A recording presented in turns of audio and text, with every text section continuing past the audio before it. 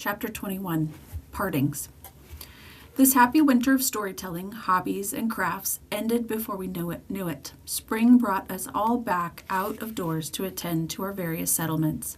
We visited Falconhurst, Woodlands, Prospect Hill, and Shark and Whale Islands in turn.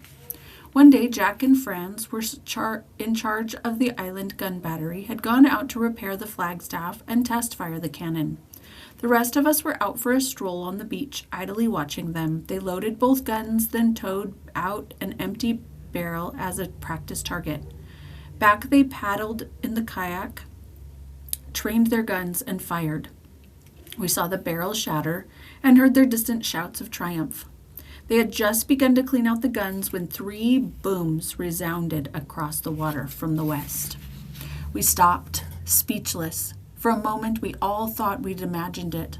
Certainly Jack and Franz hadn't fired a second time, and just as certainly, they too had heard it, for they leapt into the kayak and paddled full speed towards us. A tumult of anxiety, joy, hope, and doubt rushed over us.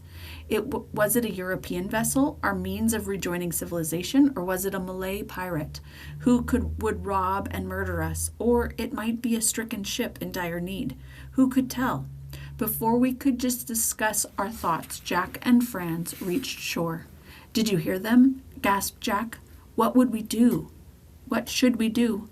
It must be a European ship," exclaimed Franz. "We're going home." Only then did I realize how deeply my boys longed for civilized life. Since Jenny's coming, I had seen their behavior change, but I hadn't realized why. Now I knew. All eyes turned toward me. "It's almost dark," I said. "All we can do right now is make plans and pray for guidance." No one slept much that night. All talk was of the ship and what it might mean. The boys and I took turns keeping watch in case of further signals or hostile actions. About midnight, the winds began to rise, and soon a fearful storm was raging, the sort of storm that had wrecked us all those years ago. A man of war could have fired all its cannons in the entrance of Safety Bay without our knowing. The hurricane lasted 3 days. At last it abated. It was time to execute our plan. Jack and Franz would fire another signal from Shark Island, and the response, if any, would determine our next course. I kept reminding everyone not to get their hopes up. She may have run for the open sea, never to return. She might be wrecked in the surf. I went with my boys to the fort. They fired both guns in sequence and then waited. For some tantalizing minutes, there was no reply. Then another 3 booms sounded in the distance. The strange vessel was still near. We waved the flag to signal shore that all was well, then returned. Everyone was most excited, and it took some effort to be heard. "Remember, this visit may not be to our advantage," I said. "It's time we learned for sure. Fritz, get ready." Fritz and I armed ourselves with guns, pistols, and cutlasses, and I took a spyglass. As we boarded the kayak, my wife urged us to be careful. Jenny said nothing, but I saw a special anxiety in her eyes. We promised to take all due caution. Then we paddled out of Safety Bay. For nearly an hour we paddled along the western coast, seeing nothing. At Pug Nose Cape, we rounded the old bluff point. In that moment, all of our doubts were replaced with joy and gratitude to the Heavenly Father. There, in the little sheltered cove beyond the cape, a brig of war lay at anchor. At her mast flew the flag of Great Britain. We halted the kayak without further exposing ourselves, and I peered through the spyglass. Figures were moving about on deck. On the beach were several tents and campfires. As I handed the glass to Fritz, I felt a sudden uncertainty. What was an English vessel doing so far off course? I remembered tales of mutinous crews running for shelter in some place like this. Such mutineers would be desperate men, no friends of ours. "I can see the captain, Father," exclaimed Fritz. "He's in English uniform, talking to one of the officers. Seamen are going about normal duties. It must be a Royal Navy vessel." He gave me this glass again to see for myself. Fritz was right. No mutineers would have maintained such order on board. The Royal Navy was here. "Well, they aren't leaving any time soon, nor do they seem to need help," I said. "We have time. I'd rather not greet them dressed like this, in rough clothing and bristling with weapons. Then let's greet them in style, recommended Fritz. This is our land. We are lords here, not beggars. Let's look the part. We paddled off to Rockburg to bring our family the delightful news. Despite the all-around eagerness, they also agreed with our decision to better prepare for the meeting, even Jenny, whose countrymen the visitors were. We spent the rest of that day making pinnace and people presentable. The boys scrubbed the pinnace decks, polished her brass guns, and unloaded all unnecessary cargo. Jenny had salvaged an English flag from her own shipwreck. We hoisted it atop the mast. My wife brought out our neatest clothes worn only on special occasions, including dresses for herself and Jenny. Again, it was difficult to sleep for all of the excitement. The morning finally came, the day we would set eyes on our fellow men with many years of exile. We wolfed down our breakfast in near silence, striving for calm. Fritz and Jack then slipped quietly out and soon returned from the garden with baskets of our choicest fruit as presents for the strangers. Ernst took the pinnace's rudder, and the other boys raised the anchor and set the sails. With the kayak in tow, the little vessel bounded merrily over Safety Bay. We sailed for Pug-Nosed Cape. We looked around at one another on the verge of the fateful moment. Then Ernst put the rudder about and sailed us around the point. It took only a few moments for us to reach hailing distance. What a commotion! Every eye on board and on shore was turned towards us. Whatever sights the gallant crew might have expected on this coast, a pleasure boat was certainly not among them. Fritz and I stepped into our kayak and pulled for the brig. At another minute, we ascended her deck and stood face to face with a dignified officer. "Welcome aboard, HMS Unicorn," he proclaimed.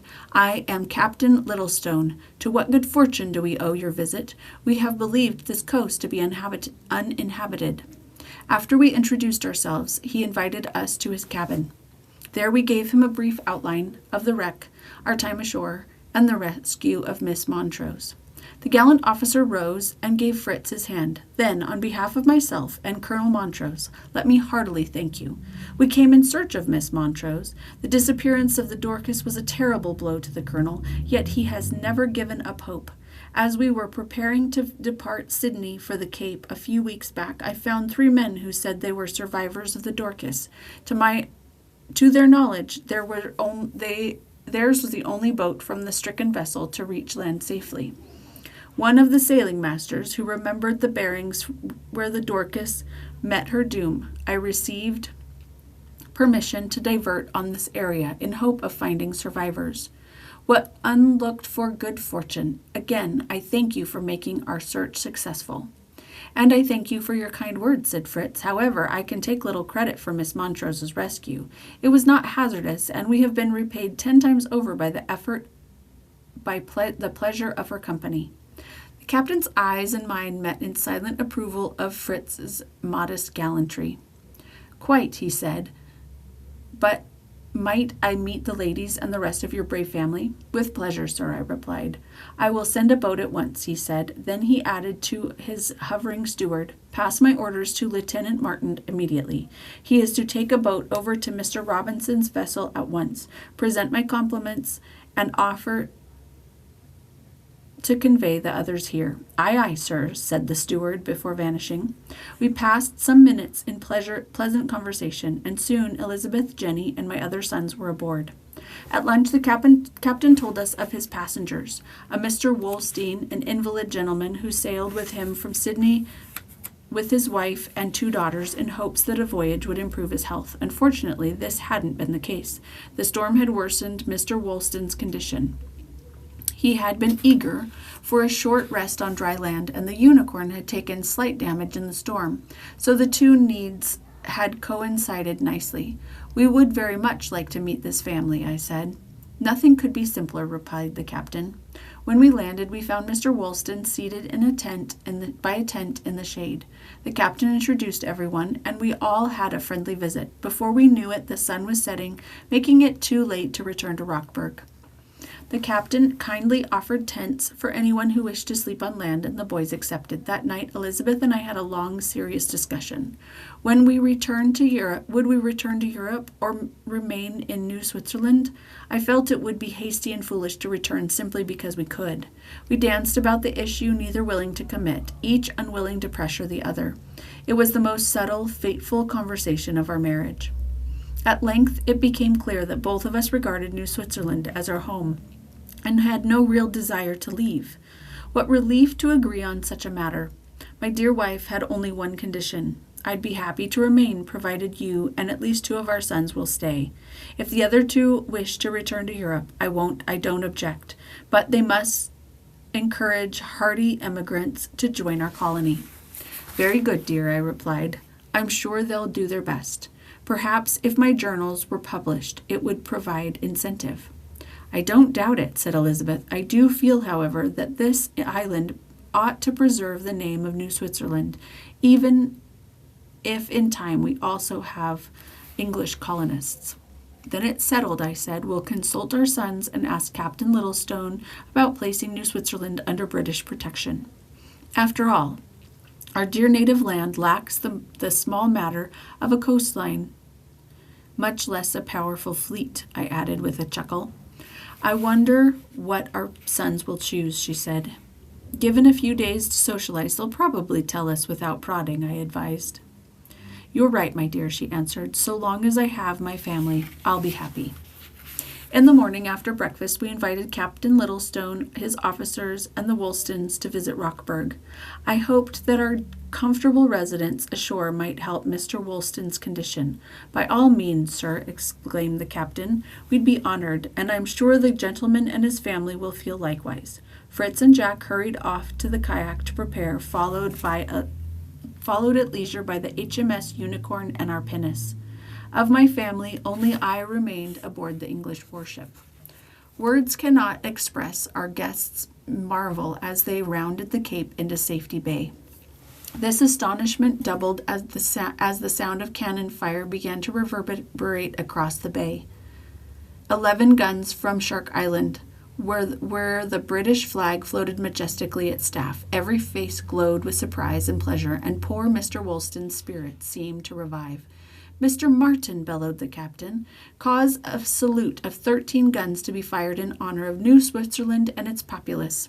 I swelled with pride as the reports echoed off the cliffside. The anchor cable roared, boats were lowered, seamen gently carried Mr. Woolston into a boat, and soon all were ashore who were going ashore. I had the boys rig our most comfortable bed for Mr. Woolston, with a camp bed alongside for his wife. My sons and Jenny led the officers and Woolston's daughters on a friendly, if disorganized, sightseeing tour. It took considerable effort to round everyone up for lunch, but we eventually reined them in long enough to eat. After we had planned a visit to Falconhurst, but it proved impossible to corral the young people. Only by dinner time did the excitement begin to die down.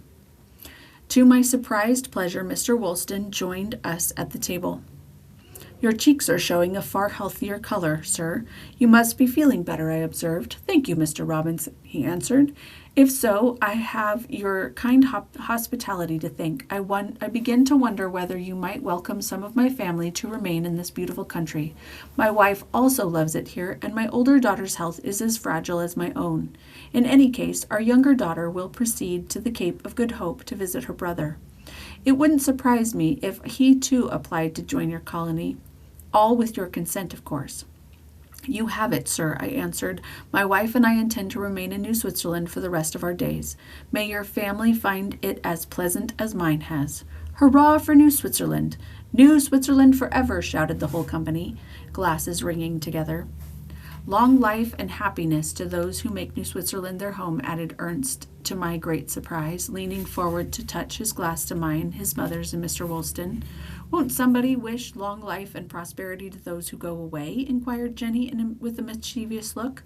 Much as I long to return to England and my father, it seems all the cheers are for New Switzerland. 3 cheers for England, HMS Unicorn, her valiant officers and crew, and Colonel Montrose, cried Fritz.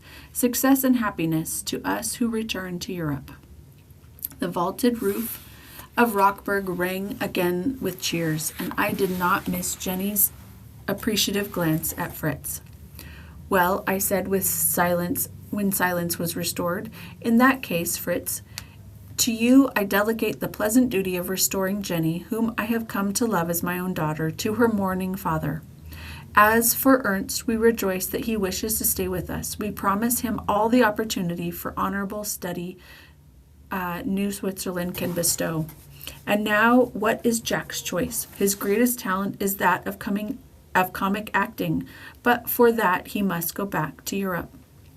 "Jack is not going to Europe, however," was his reply. "Jack will stay here, and when Fritz is gone, he will be the best writer and shot in New Switzerland, which is his greatest ambition. The fact is," he continued with a laugh, "I am awed by European schools. If I go too near one, and they capture me, I might never escape." "A good school is exactly what I want," said Franz. I long for education, to seek my fortune in the world. Fritz will probably return here some day, but one of us should plan to remain in Europe. I am youngest and can more easily adapt than the rest, but I will accept my father's decision." "Then you are man enough to make your own decision," I said. "Go if you wish, my dear Franz, and God bless all your plans and resolutions. The whole earth is the Lord's, and wherever you live, a good and useful life he watches. And now that I know all your wishes, only one question remains. Will Captain Littlestone kindly enable them to be carried out?" All eyes were fixed eagerly on the captain. After a moment's pause, the gallant officer spoke. "I think my course is perfectly clear. This diversion has been so fortunate I regard it as God-given. I was ordered to search for shipwreck victims. I have found survivors of not one but 2 wrecks. 3 passengers wish to disembark here, while 3 others wish to go to England. Could anything be more suitable? Yes, Mr. Robinson, I will gladly carry the passengers to the Cape, or to England, as they prefer. I may help England to gain a prosperous colony which serves the Crown's interest nicely. 3 cheers for New Switzerland." Deep emotion stirred every heart as the party separated for the night, many on the threshold of new lives. As for me, I felt a great weight lifted from my heart, and I gave thanks to my Creator for the solution of a perplexing difficulty.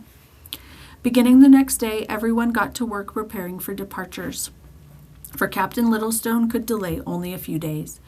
We sent along everything that we could think of to help our children while they were on board and in Europe. I sent along a large share of pearls, corals, furs, and spices so that they might not arrive in poverty. I sent along private papers, money, and jewels that had belonged to the captain of our ill-fated ship, in hopes that his heirs could be located. To Captain Littlestone I entrusted a short account of the wreck, along with the crew list I had found, so that their families might finally know the fate of their loved ones. We gave the ship's company a large supply of fresh fruit, vegetables, and preserved fish. I could not send Fritz and Franz away without guidance. I took them for one last cruise to Shark Island. There, relaxing in sight of Rockburg, I urged them, "Remember your duties to God, your fellow man, and yourselves. You will meet many temptations along the way. Many paths lead to bad results. I trust and pray that you will cling to the values and faith in which you were brought up." 2 fine young men promised to do so. I knew they would keep their word. "Fritz, as you've told me, you and Jenny have grown most fond of one another. You must mention this to Colonel Montrose as soon as possible after you are introduced to him. I know relatively little about romance, but I know rather more about being a father. Trust me, he will surely suspect. The brave young man who brought back his greatest joy will be of great interest to him. Be bold, just as you so boldly went in search of her. Look him in the eye, ask for his blessing, and hope for the best. As for our blessing, your mother and I have already spoken, and I give it to you in both our names. We grieve to part with you and Jenny, but would rejoice to hear that the 2 of you were not parted. The evening before departure, I gave Fritz my journal, the story that you, faithful readers, have nearly finished. Ever since the shipwreck, I had recorded our lives, in hopes that the story might some day be published. As you know, I said, it is written to entertain and to teach my children. It may well be useful to other young people. On the whole, children everywhere are alike. You four lads represent many others. It would make me very happy to know that our example has helped other families to see what blessings can come to those who are resourceful, who persevere, and who are kind. Night had closed around me. For the last time, my united family sleeps in my care. Tomorrow, this closing chapter of my journal will pass into the hands of my eldest son. Greetings to Europe. Greetings to dear old Switzerland. Like you, may New Switzerland flourish and prosper, good, happy, and free.